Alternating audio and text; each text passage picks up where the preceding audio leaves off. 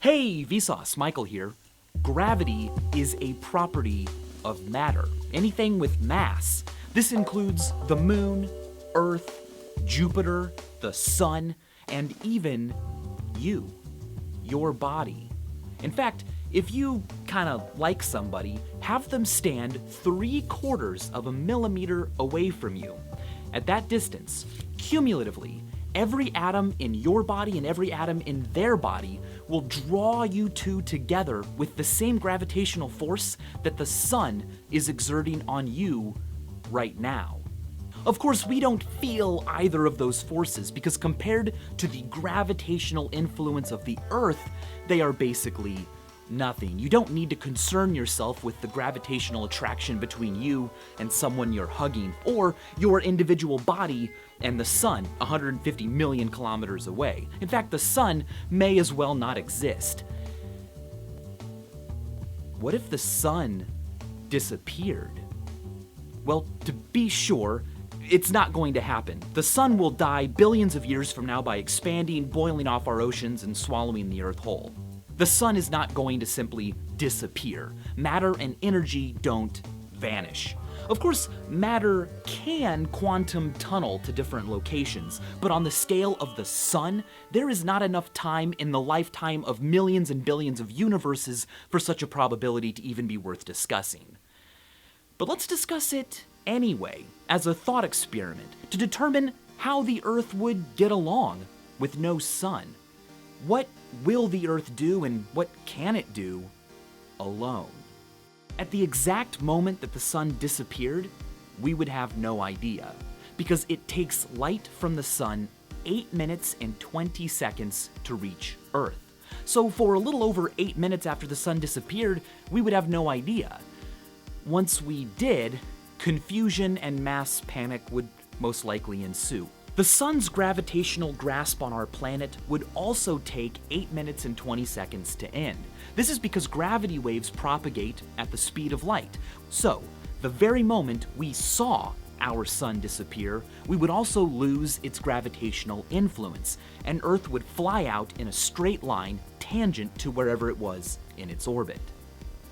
The finite speed of light and gravity mean that as panic and fear spread across the Earth at the loss of our sun, we could still, for a while, look up into the sky and see our planetary buddies further out, continuing to operate as if nothing had happened. For instance, Jupiter would continue orbiting and reflecting light from a sun that no longer existed for about 30 minutes after Earth already knew the sun was gone. And depending on where Jupiter was in its orbit, it would take another 30 minutes to an hour for us to watch the reflected light of Jupiter snuff out. With no moonlight or sunlight, the universe itself would be our only source of visible light from space. In 2004, Abdul Ahad calculated that the Milky Way contributes about as much light as 1/300th of a full moon. So there would be enough light from space for us to see around a bit. But of course, electricity and fossil fuels would still be usable for a while, so cities and towns could continue to be lit by man-made sources, just like a typical night. Except it would be night everywhere. Photosynthesis would stop immediately, and this is huge.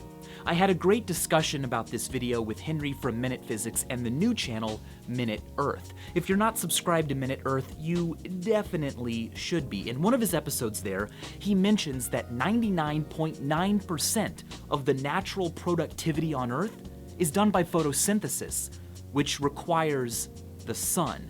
Without the sun, plants would no longer be able to inhale carbon dioxide and exhale life-sustaining oxygen.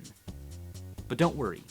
Collectively, all of us humans, all 7 billion of us, breathe in about 6 trillion kilos of oxygen every year. But our atmosphere contains a whopping quintillion kilos of oxygen. So even without photosynthesis, and including all of the other animals and insects and microorganisms that consume oxygen, it would take us thousands of years to run out. The poor plants themselves would be much worse off. Without the sun, most of them would die within days or weeks. Except for large plants, Giant trees, for instance, contain enough sugar for energy that they could technically live in the dark for years.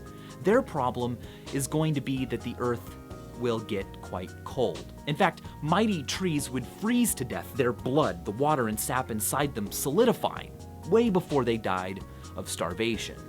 Right now, with our sun, the average surface temperature on Earth, hot places and cold places in different seasons all considered, is an arguably comfortable 14 to 15 degrees Celsius. Without the sun to add energy, the Earth would radiate away heat exponentially, meaning it would go fast at first and then happen more and more slowly. By the end of the first week without the sun, the average surface temperature across Earth would be freezing, 0 Celsius, 32 degrees Fahrenheit. Now, temperatures like this happen all the time on Earth. We're used to it. Panic and fear and looters and anarchy aside, for the first few days or months, we could get by. But by the end of the first year without the sun, the average global surface temperature would be negative 73 degrees Celsius, negative 100 Fahrenheit. The best option, really, would be to move to geothermal areas like Yellowstone or Iceland. These places would be the few safe havens for human life after the sun. Nearly all life on Earth exists because of and is dependent upon extraterrestrial energy, the sun. But the Earth produces its own heat. Despite floating in the coldness of space for billions of years, down below the crust, the Earth is quite warm. 20% of this warmth came from the fact that when the Earth formed, mass crushed so tightly in the middle that the pressure liquefied rock. The other 80% of Earth's internal heat comes from the fact that deep in its core, radioactive elements decay, providing the energy needed to keep the Earth's core at 5,000 degrees Celsius. Anyone who failed to secure a position within one of these bastions of warmth, or perhaps underground in a community warmed and powered by nuclear fuel, would likely be dead within the first year of no sun. In the next 10 or 20 years, things would start to get wet with dew, but not with glorious water droplets, instead, droplets of liquid air. The air would literally become cold enough for the gases that make it up to condense, or form clouds and precipitate, first as rain, and then as it got colder and colder, eventually as snow. In Fritz Leiber's famous science fiction short story, A Pail of Air, this has already happened. The Earth was ripped away from the sun, and in order to survive, a family must go outdoors in a special suit and scoop up a pail of just the oxygen snow, bring it back in, and place it over a fire to warm and allow them to breathe. A year or so after the sun disappeared, Earth's oceans will have frozen over, ice all the way across.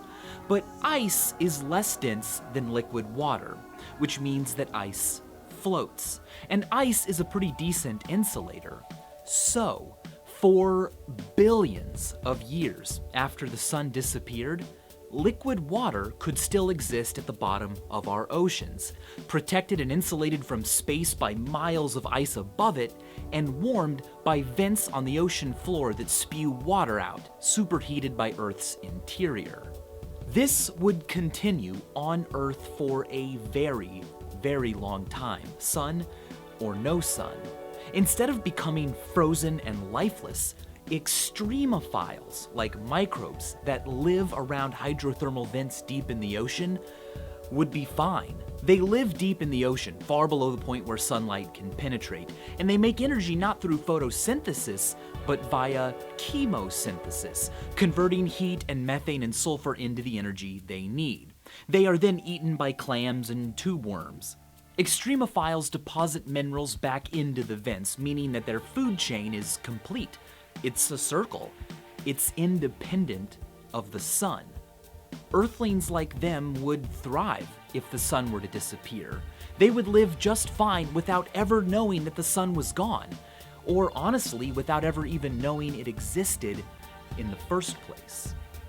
It's amazing to think that life here on Earth, all alone, flying through space with no sun, would kind of be fine. Far from becoming a frozen dead rock or a boring dormant seed, the Earth would be a spaceship carrying living passengers with enough geothermal heat for billions of years of life. If the sun disappeared, spaceship Earth would fly out in a straight line, covering about 30 kilometers every single second.